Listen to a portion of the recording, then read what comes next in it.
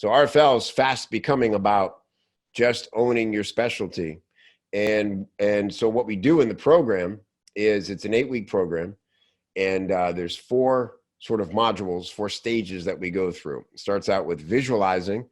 What do you want your business to look like if it was the best freelancing business you could have, and I could wave a magic wand and make it look that way, make it be that way for you? Let's first start with, if I was the genie, what would you ask me for, right? What is your perfect freelancing business? So we visualize that. We also determine our new monthly revenue goal, a bit of a stretch goal, but shocking how quickly people reach that when they finish the rest of the program. Section 2 is to specialize, where we focus on specializing our skills into an in-demand sort of money skill type of offer. Because as I always say, people ask me every day to introduce them to good copywriters. Never do they say, hey, Kev, could you introduce me to a good generalist copywriter? Just somebody who kind of writes copy pretty well. That's all I need.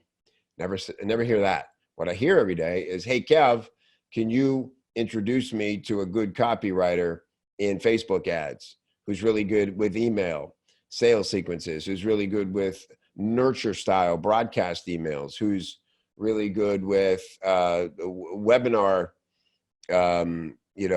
indoctrination email series. They're very specific about it. See, money skill, bat signal, and Facebook ads they want, advertorial, pre-sale articles. Those are the kind of things they ask for.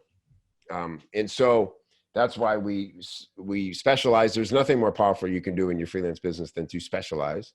So we get that nailed down, and then we legitimize. We start to say, what are the credentials behind this? And now let me start to produce some authority content that's going to legitimize my specialty and make people go, wow, this person is uniquely qualified to do this for me because they have this experience and they teach about it in this special kind of way, and it's really resonating with me. So by the time you actually get on the phone with somebody who wants to hire you, they're a fan.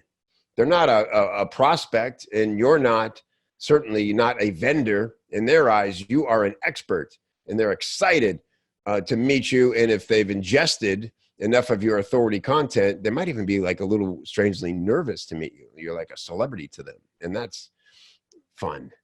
And makes the question of how much will this cost like second or third on their list. Number 1 is, wow, so cool to talk to you. Number 2 is, I sure hope you're available for me to work with. And number 3 is, I sure hope I can afford it, right?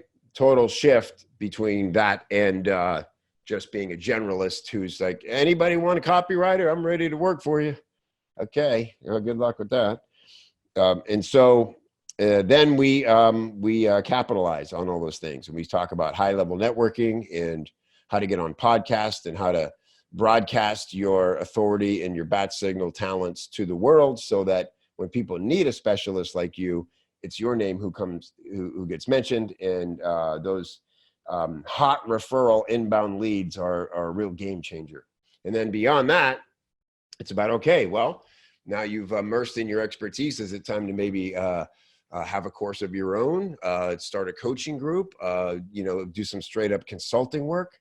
So that's sort of like, a mini view of the arc, the freelancer's journey, story arc, and how we like to conduct it there in the RFL. So what I mean by winner, everybody who goes through that training gets a ton from it, and feels very empowered, very clear, very dialed in, and then they go and they flourish.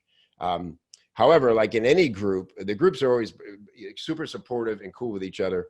And man, it just really feels like family. It's always bittersweet to end an RFL session. The 8 weeks go by fast, and then it's sort of a happy, tearful goodbye. It's never goodbye, but you know what I mean? It's that journey's ending, and now it's time to go out into the world with your new abilities.